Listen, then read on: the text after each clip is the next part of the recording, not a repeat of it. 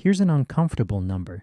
The average driver wastes hundreds of dollars every single year following car advice that was either never true, stopped being true 40 years ago, or was invented by someone trying to sell them something. Bad car myths don't just cost money, they cost you reliability, safety, and years off the life of a car that could have lasted much longer. Today, I'm going through 13 of the most stubborn car myths that are still circulating right now, and I'm going to tell you exactly what the truth actually is. Some of these are going to surprise you. One honest thing before we start: not every myth is equally dangerous. Some of these will cost you money. A couple of them can cost you your safety. I'll be straight with you about which is which the whole way through. Let's go. Myth 13. You need to warm up your engine by idling it before you drive. This one has been dead for decades, and I mean that literally. The warm up before you drive rule made perfect sense in an era when cars used carburetors. Carbureted engines needed time to stabilize fuel delivery before they had run smoothly under load. The last mass market carbureted car in the United States rolled off the line in 1990. So, unless you're driving something you found in a barn, this advice simply does not apply to your car. Modern fuel-injected engines are managed by a computer that adjusts the fuel mixture in real time. The moment the engine starts, it knows what it's doing. Long cold idling on a modern engine actually causes harm. A cold engine runs rich, meaning it adds extra fuel to compensate for the cold. That raw fuel washes the protective oil film off your cylinder walls while the engine just sits there, producing no useful work, warming up far slower than it would under gentle load, and quietly doing damage the whole time. The U.S. Department of Energy is clear on this. About 30 seconds to let oil pressure come up, then drive off gently. The engine warms faster under light load than it ever will sitting in your driveway. Easy throttle for the first few minutes. That's all it takes. 5 minutes of idling every cold morning over winter is thousands of miles of unnecessary wear you just chose to do to your own engine. Myth 12. Premium fuel makes any car run better. This one is partly true in the most misleading possible way, and the fuel industry is perfectly happy for you to keep believing it. Here's the actual truth. Premium fuel has a higher octane rating. Octane is resistance to pre-ignition, the uncontrolled early combustion that causes engine knock. High-performance engines with high compression ratios genuinely require that resistance to run correctly. If your car requires premium, it means it. Use it.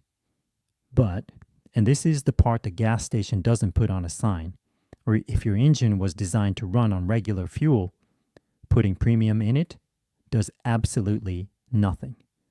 Not a single horsepower, not a fraction of a mile per gallon, not a cleaner engine.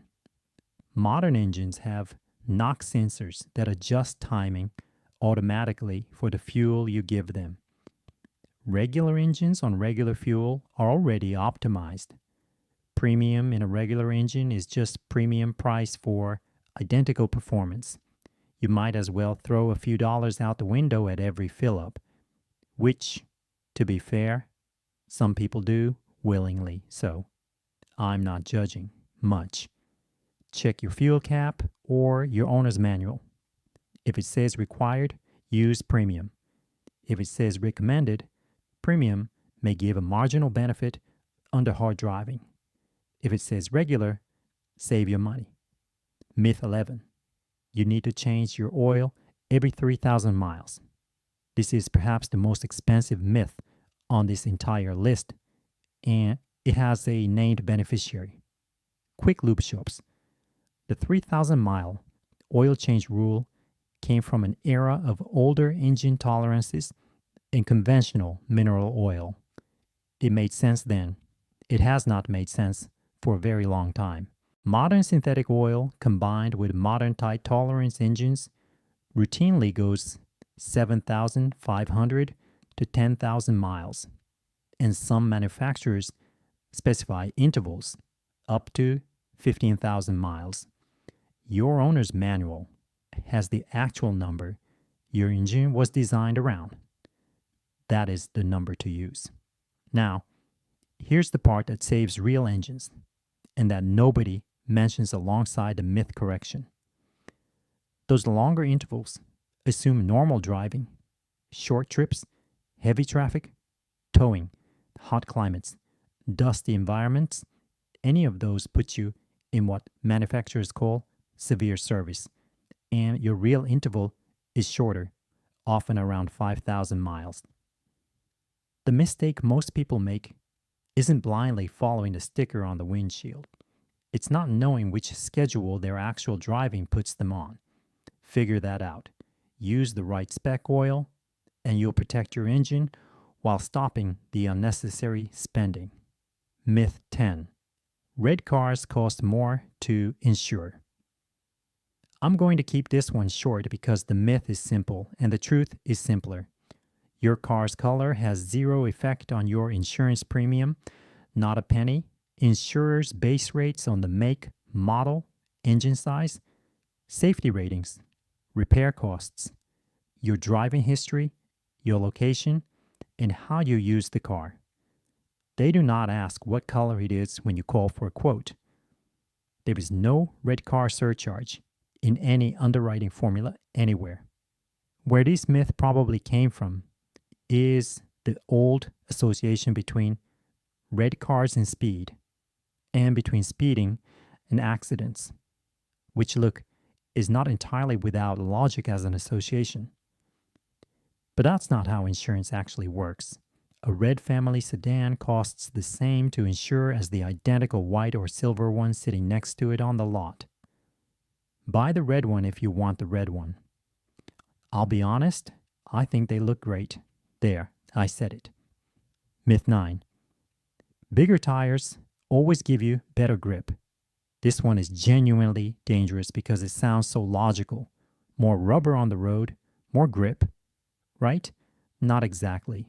Tire grip is far more about compound, construction, and whether the tire is correctly matched to the vehicle than it is about sheer width. A wide tire on a car, not engineered for it, can actually reduce grip in certain conditions, particularly in rain, where a narrower tire cuts through water more effectively and resists aquaplaning better.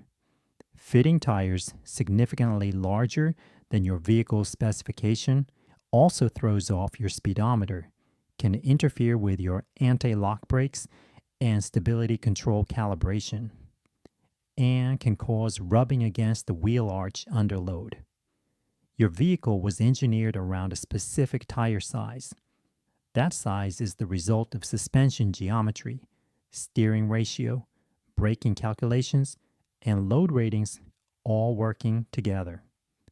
The right upgrade, if you want one, is a better quality tire in the correct size, not just a bigger one. Talk to a tire specialist who knows your vehicle before you make any changes. Cheap wide tires on the wrong car don't make you faster or safer. They just make you look like you wanted to. Myth 8. You should let your car battery fully discharge before recharging it. This one comes from memory, and I mean that quite literally. The advice is completely correct for old nickel-cadmium batteries, the kind that suffered from something called memory effect, where partial charging cycles genuinely degraded their capacity over time. Your car battery is a lead-acid battery. It has no memory effect whatsoever. Letting it fully discharge before recharging it doesn't help it. It hurts it. A lead-acid battery that has been fully discharged undergoes a damaging process called sulfation, where lead sulfate crystals form on the plates and permanently reduce capacity. Deep discharge, done repeatedly, kills a lead acid battery faster than almost anything else. Keep it topped up, charge it before it goes fully flat. And if you have a modern lithium based battery in a hybrid or electric vehicle, those also prefer being kept in a mid range state of charge rather than being run to empty. The old advice is not just outdated, it's actively backward. Myth 7. You must have your car serviced at the dealership or your warranty is voided. This one is aggressively promoted by dealerships, and it is, in most places, simply not true. And honestly, if I had $1 for every person who believed this, I could probably afford a very nice second car. In the United States, the Magnuson-Moss Warranty Act makes it illegal for manufacturers to void your warranty simply because you had a car serviced by an independent mechanic, provided the service was done correctly and with appropriate parts. The European Union has equivalent consumer protection rules. The manufacturer has to prove that an independent service actually caused the problem you're claiming warranty on, not just that you used an independent shop. What the warranty does require is that you follow the prescribed service schedule and use parts that meet the manufacturer's specification. An independent mechanic who does the right service with the right oil and parts at the right intervals is entirely compliant with your warranty requirements. Keep your receipts. Keep a log. And don't let a service advisor use fear to keep you paying dealership rates for routine oil changes and filters. Myth 6. Fuel additives and injector cleaners in a bottle actually work. All right, I want to be careful here because the truth has some nuance. There is a genuine category of fuel system deposit control that works. It's called a top-tier fuel, and it refers to gasolines that meet a voluntary standard, requiring higher levels of detergent additives than the legal minimum. AAA ran independent lab tests and found that top-tier fuel left 19 times fewer carbon deposits on intake valves than non-top-tier fuel over the equivalent of a few thousand miles. That is a real, documented, meaningful difference. And top-tier fuel costs about 3 cents more per gallon on average. The things sold in bottles at the checkout aisle next to the car air fresheners, the extraordinary claims on those bottles are almost universally unsupported by independent testing. They're not all completely useless, but they are dramatically oversold. If you're running top-tier fuel as your default, you are already doing far more for your fuel system than any bottle from a petrol station shelf is going to add on top of it. Spend the money on better fuel, not on the bottle next to the till. Myth 5. Four-wheel drive means you can drive normally in any weather. This one doesn't just cost people money. It puts people in ditches and occasionally into other people's cars. Here's the honest truth about four-wheel drive. It helps you accelerate and get moving in low traction conditions. It does essentially nothing for your ability to stop or steer. Those are functions of your brakes, your tires, and physics, none of which change because power is going to four wheels instead of two. What four-wheel drive creates is a false sense of security that makes some drivers go too fast for conditions, following too closely, braking too late, and then discovering that their large four-wheel drive SUV stops in exactly the same distance as the smaller car in front of them, or longer if their tires are worse. The cars that end up in ditches after a snowstorm are disproportionately four-wheel drive vehicles for exactly this reason. Four-wheel drive plus winter tires plus appropriate speed plus appropriate following distance, that is the combination that actually keeps you safe. Four-wheel drive alone is just confidence, and confidence on ice is not traction. Myth 4. You should always replace tires in pairs at minimum. The pair rule is a reasonable rule of thumb in certain situations, on a waste of money in others. The logic behind it is real. Mismatched tires on the same axle can cause handling imbalances because the tires wear differently, have different rolling resistance, and respond differently in cornering and braking. So yes, keeping tires matched on an axle matters. But the blanket statement that you must always replace in pairs assumes the other tire on that axle is significantly worn. If one tire gets damaged and the other is nearly new, you don't automatically need to buy two tires. What you need is a replacement that closely matches the remaining tire in brand, model, and tread depth. Your alignment and inflation history matters here too.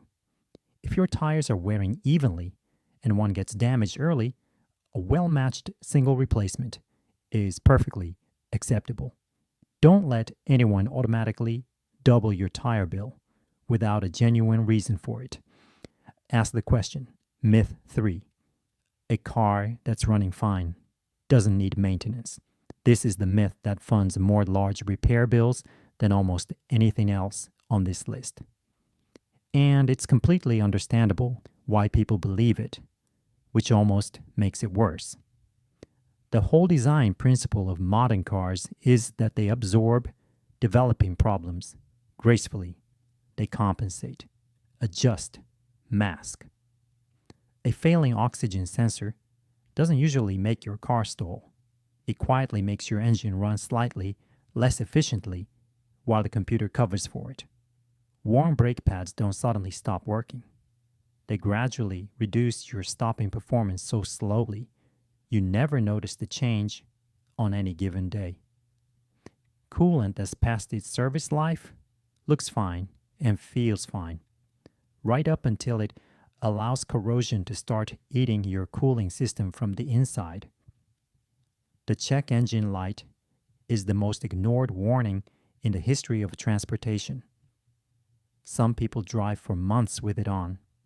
That light exists because the system your car depends on is outside its normal parameters. Catching those problems while they are small and quiet is the entire job of routine maintenance. The car that's running fine is the one most likely to have small developing problems that a quick inspection would catch cheaply. Wait until something feels wrong, and you've already waited too long. Myth 2.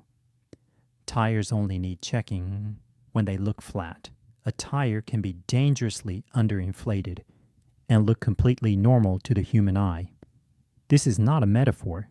It is a physical fact of how modern, low-profile tires are constructed. The National Highway Traffic Safety Administration estimates that a significant portion of vehicles on the road at any given moment are running on at least one underinflated tire. Underinflated tires build up heat faster than properly inflated ones, which degrades the tire structure and significantly increases the risk of a blowout. They also handle less predictably, increase braking distances, and lower fuel economy. Overinflated tires are their own problem, reducing the contact patch with the road and making the car skittish on uneven surfaces. The correct way to check tire pressure is with a gauge, cold, meaning before the car has been driven, or after it's been sitting at least 3 hours, and against the number printed on the sticker inside your driver's door jamb, not the maximum number stamped on the tire sidewall. That's the maximum the tire can hold, not the correct operating pressure for your car. 2 minutes with a gauge once a month, and before any long journey. That's all this takes. Myth 1. Washing your car is just cosmetic. Here's the one I want to leave you with, because it's the myth that costs the most over the longest time and gets dismissed as vanity every single time someone tries to explain why it matters. Road salt, brake dust, industrial fallout, bird droppings, tree sap. None of these things are inert. They are chemically active. Road salt is one of the most effective corrosion accelerants known to exist, which is why we use it on roads in winter, and why rust problems cluster so heavily in regions that salt their roads. It gets into every seam, every joint, every exposed metal surface underneath your car, and it keeps working every single day you leave it there. Bird droppings are acidic enough to begin etching clear coat within days in hot weather, sometimes hours. Brake dust contains heavy metals that bond to your wheels and begin corroding them. Tree sap hardens into something that requires real effort to remove, and the longer it sits, the more damage it does to the paint beneath. A clean car is a car whose paint and metal are protected from active chemical attack. Regular washing underneath, regular waxing or paint sealant on top, removing bird droppings promptly, and not leaving road salt on a car through an entire winter. These are maintenance decisions. The same way you change your oil to protect the inside of your engine, you wash and protect the paint to preserve the structure underneath it. A car that's allowed to corrode loses value fast, develops leaks as seals and seams deteriorate, and eventually has structural problems that washing would have delayed by years. This is not cosmetic. This is the outside of your car getting the same basic care you give the inside. And anybody who tells you it's just about looks has never watched a perfectly good car rot from the outside in while it was still running fine underneath the surface. So there they are, 13 myths that cost real drivers real money and in a few cases, real safety. What's striking when you look at them together is how many of them were either never true, true once, and stopped being true when car technology changed, or are actively promoted because someone profits from you believing them. The through line in all of it is the same. Know your car, read your manual, use the right materials for how you actually drive, and never spend money because a sticker or a sales counter told you to. Stay curious, stay skeptical, and subscribe, because the next video is going to cover the fluid mistakes that quietly destroy engines, including the one almost everyone gets wrong about topping off and mixing. You'll want to see that before your next service.